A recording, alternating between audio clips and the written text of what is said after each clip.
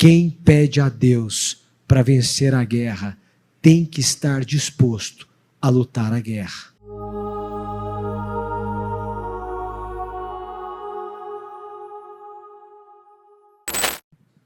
Eu já palestrei em vários lugares, mas é a primeira vez que eu prego em uma igreja.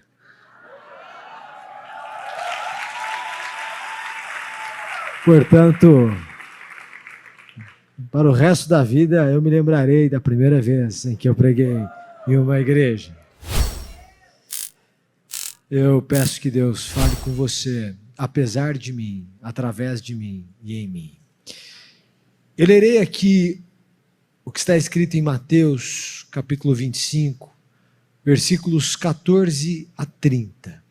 E eu peço que você preste atenção.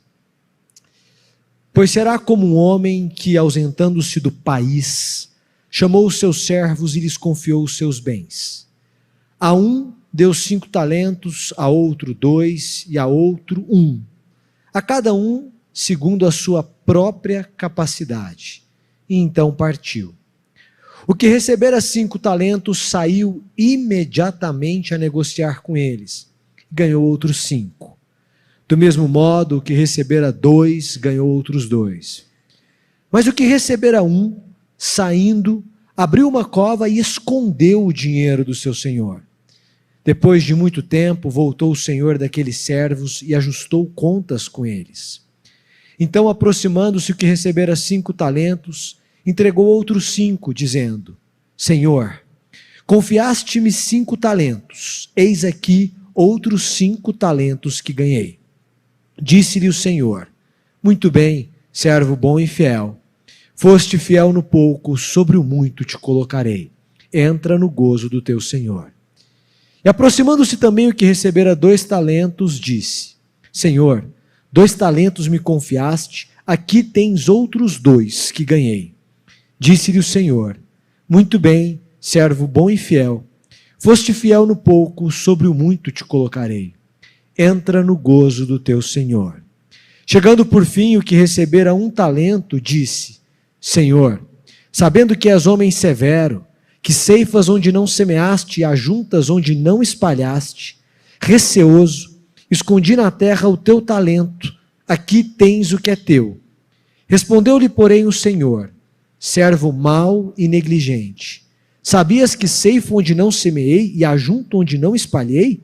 Cumpria, portanto, que entregasses o meu dinheiro aos banqueiros, e eu, ao voltar, receberia com juros o que é meu. Tirai-lhe, pois, o talento e dai-o ao que tem 10, porque a todo o que tem se lhe dará, e terá em abundância, mas ao que não tem, até o que tem lhe será tirado. E o servo inútil, lançai-o fora, nas trevas, ali haverá choro e ranger de dentes. Em 2013, eu fui nomeado juiz de direito aqui em Brasília. Um mês depois, eu saía do... Essas histórias eu não conto, porque em regra eu não falo sobre as minhas histórias no campo espiritual. Mas como eu estou numa igreja, eu espero que essa seja a sua intenção. Que você saia daqui renovado espiritualmente. Eu acordei e eu morava havia alugado uma kitnet no sudoeste em Brasília. Eu era juiz em Brasília. E antes de eu sair da kitnet, uma voz veio em minha mente e disse: preste atenção, hoje você vai ter uma grande oportunidade. Eu desci, entrei no carro, cheguei à garagem do tribunal, nós estávamos no curso de formação. Quando eu estacionei o carro e chamei o elevador para poder subir, uma colega que havia passado no concurso da magistratura junto comigo, chegou até mim e disse: olha, eu estava esse fim de semana prestando outras provas, porque eu continuo prestando provas, e as pessoas chegaram até mim e disseram: por que você não nos ensina a sentença? Você e o Summer podiam se reunir e nos ensinar sentença. Eu havia passado muito jovem, eu tinha 25 anos, e por isso a fama acabou se alastrando ali no meio jurídico, dentro do universo de quem presta concurso público. E ela disse: Summer, você não quer fazer isso, ministrar umas aulas particulares? Eu disse: eu quero. vamos nos reunir. Daquela nossa conversa no elevador, nasceu o curso que nós temos há mais de 10 anos, que é um curso preparatório para concurso, que ganhou o país, que é muito conhecido no país inteiro. E ali nascia uma grande oportunidade, segundo aquela voz que havia soprado em mim naquela manhã. Mas isso era 2013. E nós começamos ali o curso, e de repente o curso foi ganhando projeção. Era um curso de atendimento personalizado, nós atendíamos pessoas que queriam se tornar juízas, alguns promotores, defensores, delegados, e isso foi ganhando projeção. E foi ganhando projeção até que a projeção chegou ao Conselho Nacional de Justiça. E esse é um problema da projeção. Você ganha amigos, mas ganha inimigos naturalmente. Se você ainda não tem inimigos, é porque você ainda não está fazendo nada de relevante. Você terá inimigos. Por mais que você não queira, como diz Paulo, no que depender de nós, tenhamos paz com todos. O problema é que nem tudo depende de nós. Então, de vez em quando, você vai ter guerra mesmo. Chegou ao Conselho Nacional de Justiça. Em 2016, o Conselho Nacional de Justiça editou uma resolução e passou a proibir que juízes fizessem esse atendimento personalizado, esse treinamento personalizado. Isso representava 80%, 90% do nosso curso. É como se nós tivéssemos sido proibidos de ter o curso de uma noite para outra. Eu saí do curso, a notícia da resolução havia saído à noite, e, portanto, nós tínhamos que encerrar todas as atividades no dia seguinte.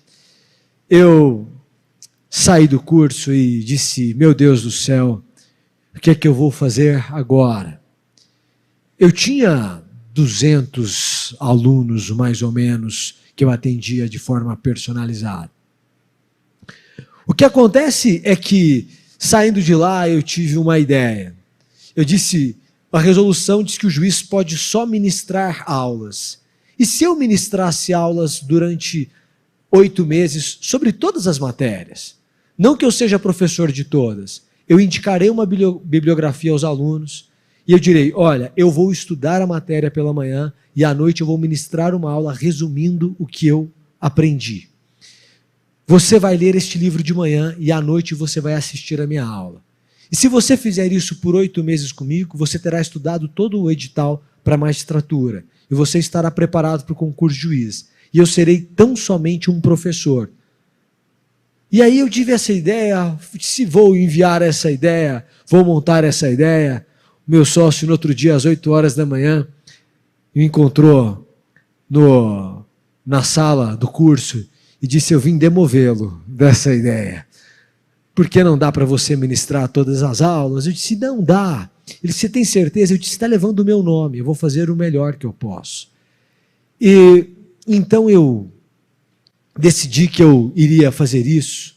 Eu avisei aos alunos que nós não poderíamos mais continuar, porque a resolução havia sido publicada. Eu tinha uma viagem. Eu adoro o avião porque eu desligo o celular fica em modo avião, eu não converso com ninguém, eu adoro encontrar gente, menos no avião.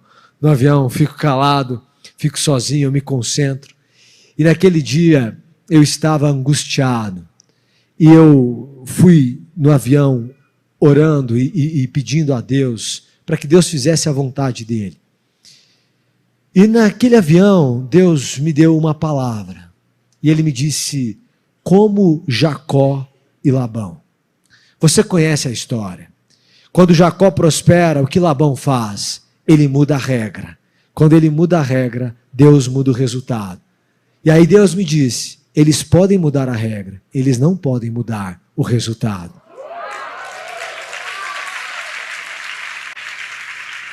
Então eu lancei. E quando nós lançamos o curso, dali nascia um curso que seria 10, 20, 30 vezes maior do que o curso que nós tínhamos. Nós nunca tivemos essa pretensão. Foi a pretensão da despretensão. E de repente Deus usou aquele movimento, aquela proibição, aquela má notícia, para que Ele pudesse nos conduzir ao caminho que Ele tinha para nós. A primeira reflexão que eu quero deixar para você é lembrar do em tudo dai graças. O não que Deus permite hoje é porque Deus quer nos conduzir ao sim dele. E nós precisamos aprender a confiar em Deus. Reiteradamente eu faço uma oração e eu sugiro que você faça a mesma oração. A minha oração é: Senhor, eu quero estar no centro da sua vontade. Eu não pretendo ir além e nem ficar aquém. Eu não pretendo ter mais nem menos. Eu não pretendo fazer o que o Senhor não quer que eu faça, nem deixar de fazer o que o Senhor quer que eu faça. Porque quando você descansa em Deus, você não fica parado. Quando você descansa em Deus, você fica à disposição, pronto para um comando. E quando Deus manda você ir, você precisa ir, atender a um chamado. E, portanto, viver aquilo que Deus pretende que você viva. Bom, o curso foi se expandindo, o curso foi crescendo, e eu passei a escrever aquilo que eu pensava e a publicar na minha rede social. Na minha rede social pessoal, eu não tinha nenhuma intenção comercial ali. Eu simplesmente escrevia o que eu pensava e publicava. Eu era um juiz, eu tinha um curso preparatório para concurso público, para concursos jurídicos, e essa era a minha vida. Mas as coisas que eu escrevia foram ganhando repercussão. Um amigo meu disse: as pessoas que te seguem, elas não são do direito só. Você saiu desse mundo do jurídico. Você deveria ensinar essas pessoas escrita, leitura. E eu disse a ele: acho que as pessoas não gostam de ler. Mas tente. E aí eu tentei. E eu lancei um curso de escrita. E de repente foi um sucesso retumbante. Eu disse: olha, eu vou analisar uma obra de Machado de Assis, vai ser no próximo sábado, e se você puder, compareça, leia O Alienista, os primeiros capítulos do livro, e eu vou analisá-lo no fim de semana, sábado, 10 da manhã. Imaginei que ninguém compareceria, talvez uns 20 ou 30, e de repente eu abri a live e 400 pessoas haviam lido. E essas 400 pessoas estavam lá. No fim de semana seguinte eu disse: então vamos terminar a obra, leiam o resto na semana. No fim de semana seguinte eu termino a análise. No outro fim de semana, novamente, as 400. Então eu disse: eu vou lançar um clube de leitura. E lancei um clube de leitura e foi um sucesso. E de repente eu havia criado uma escola de comunicação, criatividade, cultura. Isso no meio da pandemia. E esse curso foi ganhando relevância e foi crescendo junto com o outro. E de repente eu tinha 2 cursos e eu era juiz. E eu me vi diante de uma situação. Ou eu fechava um dos cursos e continuava juiz, ou eu saía da magistratura. E eu investia nesses 2 cursos, a minha energia, o meu talento, aquilo que me parecia possível. Então, claro, eu fui à terapia. É assim que as coisas no mundo secular se resolvem. E claro, eu fui à oração, porque é assim que as coisas no mundo espiritual se resolvem.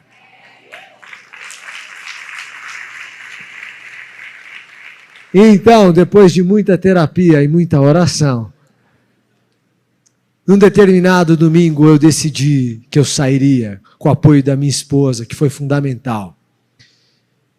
No dia seguinte, eu disse: então eu vou sair. E quando eu decido, eu preciso executar. No dia seguinte, na segunda, eu atravessei o meu pedido de exoneração. Foi um choque. Mas foi um choque geral. Porque ninguém entra na magistratura pensando em sair. Ninguém se torna juiz e diz: não, daqui a uns 8 anos, eu fiquei 8 anos e meio, eu vou sair porque eu vou empreender. Não faz parte do imaginário. E de repente eu tomava essa decisão. E essa decisão não é uma decisão certa ou errada. É uma decisão. E essa decisão só será certa ou errada a depender do resultado dela. Porque se você toma essa decisão e você é muito bem sucedido no seu projeto, as pessoas dirão, foi a melhor decisão que ele tomou na vida. Mas se você toma essa decisão e ela dá errado, as pessoas dirão, que loucura, quem é que sai? As pessoas morrem para entrar, o homem entra e sai assim, que devaneio. Pois é, a loucura ou a genialidade depende do resultado.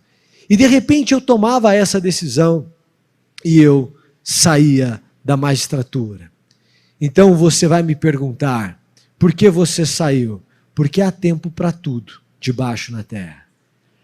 Há tempo para nascer e tempo para morrer. Há tempo de paz e tempo de guerra. Há tempo de semeadura e há tempo de colheita. E aqui eu chego à palavra de hoje. Porque chamou Deus os seus servos, o Senhor chamou os seus servos. A um ele deu 5 talentos, a outro 2 e a outro 1. A cada um segundo a sua própria capacidade. Entenda, Deus dá um talento para cada um segundo a sua própria capacidade. Não se envergonhe do resultado que você tem se o seu empenho é máximo. Porque se o seu empenho é máximo, Deus está feliz com aquilo que você faz. Deus tem um talento para cada um. A um ele distribui 5, a outro ele distribui 2, ao terceiro ele distribui 1. A cada um segundo a sua capacidade. O que recebera 5 talentos saiu imediatamente a negociar com eles. Entenda, se Deus te deu um talento, você deve começar a colocá-lo em prática agora. O que recebeu 5 talentos saiu imediatamente. Cuidado para aquilo que você chama de preparo não significar procrastinação. Para aquilo que você chama de prudência não ser em verdade covardia.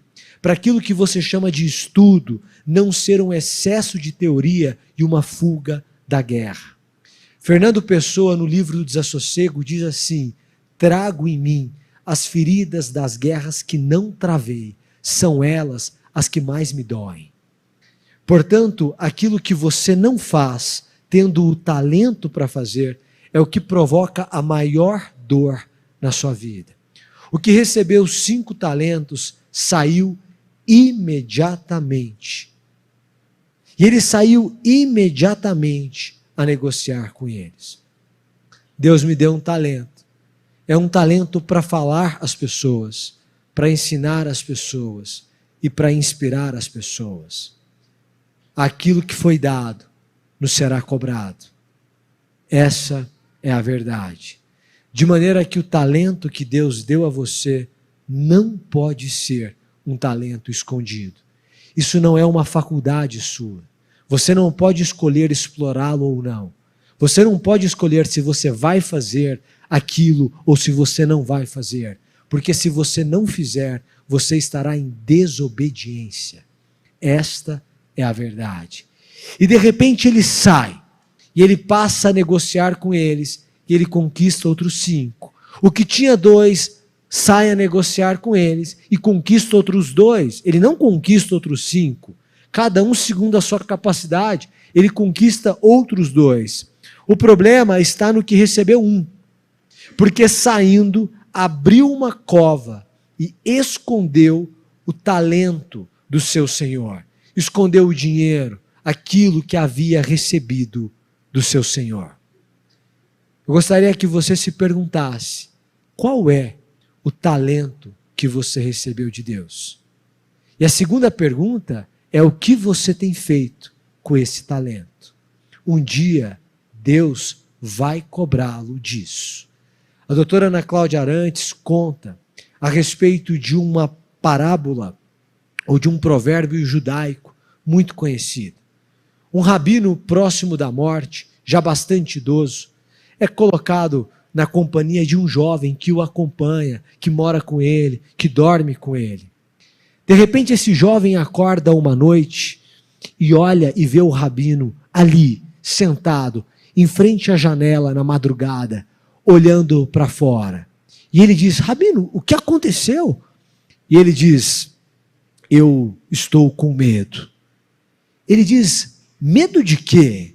Eu tenho medo de uma pergunta de Deus. Ele diz: mas o senhor foi tão bom, o senhor dedicou a sua vida a Deus, o senhor passou a vida aqui estudando e falando sobre Deus às pessoas. Ele diz: eu tenho medo de uma pergunta. Eu não tenho medo de Deus me perguntar: por que você não foi Moisés? Porque afinal de contas, eu não sou Moisés. Eu não tenho medo de Deus me perguntar: por que você não foi Elias? Porque em verdade, eu não sou Elias.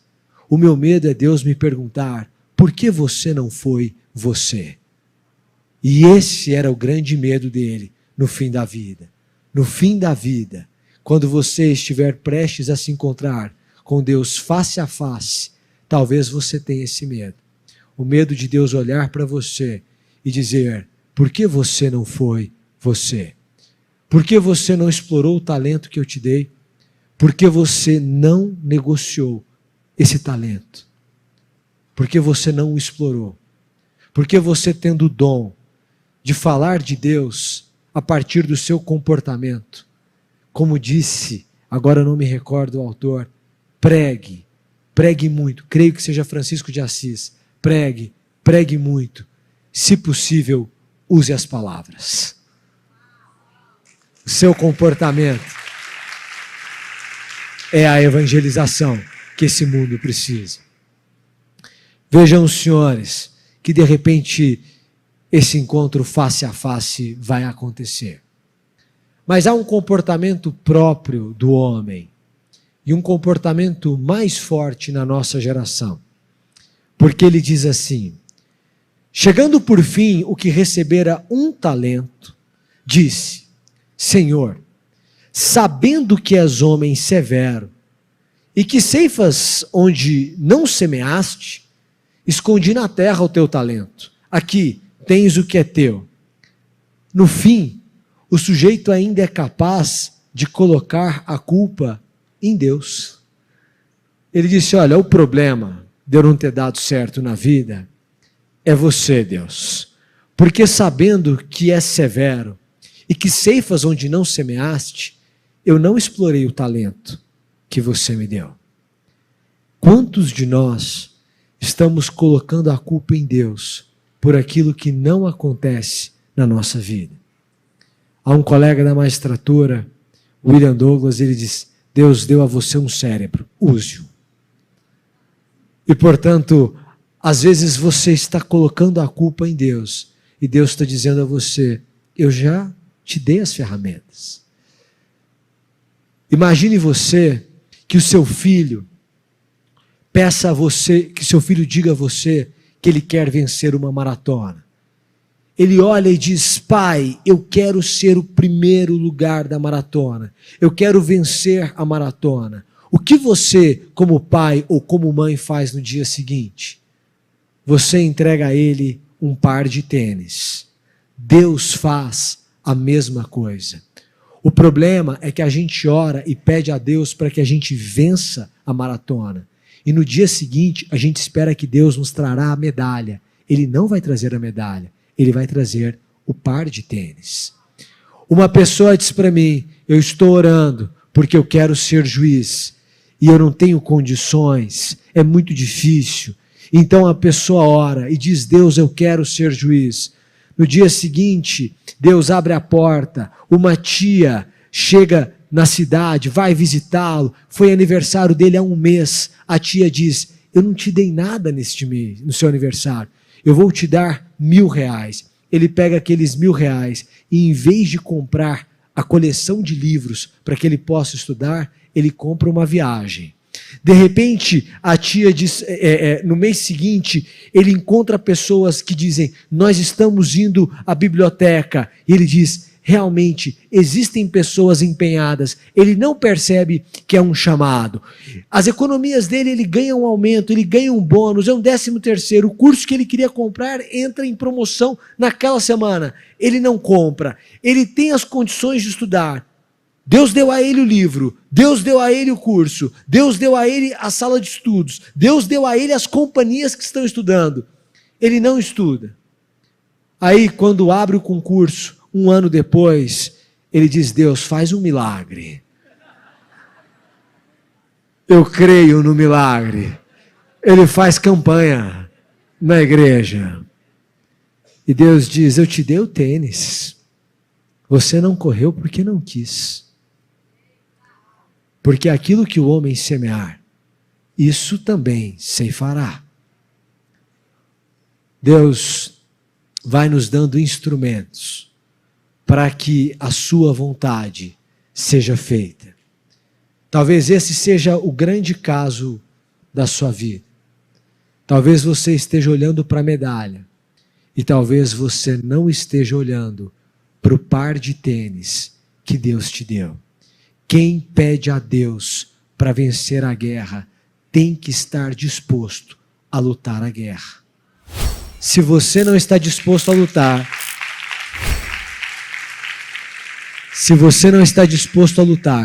não peça a Deus a vitória. Porque se você pedir a Deus a vitória, Ele vai enviar uma guerra. E aí, o Senhor diz: porque a todo o que tem se lhe dará, e terá em abundância, mas ao que não tem, até o que tem, lhe será tirado. Deus não vai interromper o propósito dele na terra, apesar de você. Deus vai cumprir o propósito dele na terra, quer você queira, quer você não queira. Ele é o grande eu sou. Se você não usar o seu talento, Deus vai dar o seu talento a outra pessoa. Se você não usar o seu dom, Deus vai fazer com que outra pessoa tenha os seus dons multiplicados, porque Deus quer alcançar a terra. Se você não se fizer instrumento, Deus encontrará outros instrumentos, e você não viverá o que Deus quer que você viva. Anselm Grun, um monge beneditino, escreve um livro chamado O Poder da Decisão. E ele diz: Deus é uma oportunidade. Sempre que ele aparece, ele diz: se você me obedecer, se você me seguir, se atentamente ouvires a voz do Senhor teu Deus, aí ele fará a obra. Se você não ouvir, ele não fará a obra com você. Ele fará a obra. O que você deve fazer é pedir a Deus para que você participe dessa obra. Agora eu quero lembrá-lo do seguinte: tudo o que você faz, tem um único objetivo, que é ide por todo o mundo e pregai o evangelho a toda criatura. Se a sua noção de prosperidade o distancia de Jesus, ela não vem de Deus. Se o que você quer é crescer para se afastar de Deus, você está no caminho errado. Se você acha que Deus vai fazer você crescer negociando os seus princípios, você está enganado. Deus não negocia princípios. Se Deus quiser, Ele vai abrir a porta. E uma porta maior do que você imagina. Porque nem olhos viram, nem ouvidos ouviram, nem jamais penetrou em coração humano aquilo que o Senhor tem preparado para aqueles que o amam. Mas faça conforme a vontade de Deus. Se Deus tem para você ter 1000, não queira ter 1001, porque este 1 será maldição na sua vida. Mas confie em Deus, e Ele fará em você a boa obra, para que você conheça qual é a perfeita e agradável vontade de Deus para a sua vida. Lembre-se, você é um embaixador de Cristo na terra. Pregue.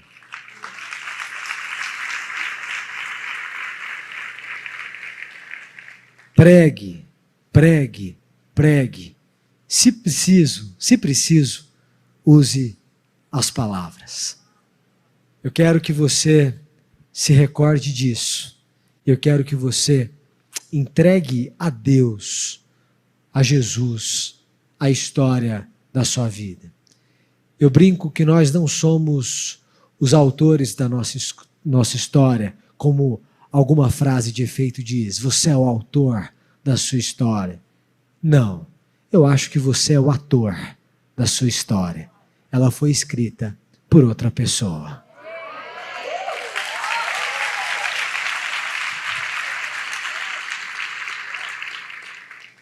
Eu quero que nesse momento, então, você feche os seus olhos para que nós possamos orar a Deus e fazer esse pedido. Senhor, meu Deus e meu Pai, nós queremos que aquilo que o Senhor deseja seja o desejo do nosso coração. Nós pretendemos que a sua pretensão se cumpra, nem mais nem menos. Nós não queremos ir à direita nem à esquerda. Nós queremos seguir retos o caminho que o Senhor preparou para nós. Porque esta vida vai passar. E nós hoje que vemos embaçado, que quase não vemos, que ouvimos dizer, então veremos o Senhor face a face. E nesse dia, Senhor, seja o nosso talento 1, sejam 2, sejam 5, que eles sejam multiplicados, mas que seja para a honra e glória do Teu nome, que o nosso nome diminua, porque importa que o Senhor cresça e que seja feita a sua vontade, do início ao fim, em nossa vida. Amém.